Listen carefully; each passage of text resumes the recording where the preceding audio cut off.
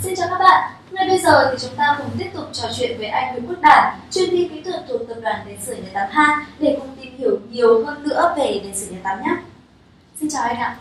Ở những video trước thì đã nhận được phản hồi rất là tích cực từ các bạn khán giả về việc là anh đã hướng dẫn các bạn cách thay khi mà bóng đèn bị hỏng hay là công tắc bị hỏng nữa. Nhưng ngoài ra thì nếu như các bạn ấy sử dụng đèn sửa nhà tắm mà có chế độ thổi gió nữa thì đôi khi là cái chế độ thổi gió này nó cũng bị gặp trục trặc và nó bị hỏng.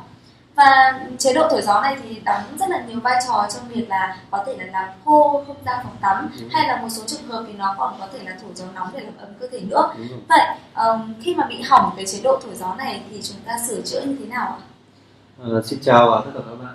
Mình sẽ trả lời câu hỏi của Trang. Đó là trong trường hợp dòng đèn sưởi thổi gió nóng mà bị hỏng phần thổi gió thì nó sẽ bao gồm hai nguyên nhân. Chiếc đèn sưởi thổi gió này thì nó có cả chức năng là thổi gió mát. Đây là quạt mát. Trong trường hợp là chúng ta không bật hay hít 1 hít 2 là làm nóng mai so thì quạt sẽ có tác dụng là thổi gió mát. Còn khi mà mình muốn làm ấm không khí và làm ấm cơ thể khi sử dụng thì chúng ta sẽ phải bật thêm hai công tắc. Đây là công tắc làm ấm bằng cách là đốt dây mai so, và sau đó là motor bên trong sẽ sẽ làm quay quạt và sẽ thổi cái hơi ấm ra ngoài.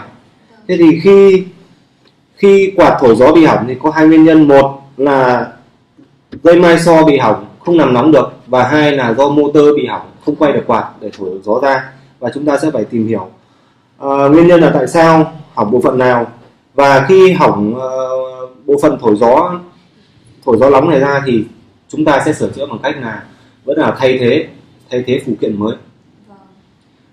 Và khách hàng có thể là tự mua phụ kiện để thay thế ở nhà, nhưng mình nên khuyên tất cả các bạn là hãy mang sản phẩm đến trung tâm bảo hành để được các nhân viên kỹ thuật chăm sóc một cách chuyên nghiệp nhất.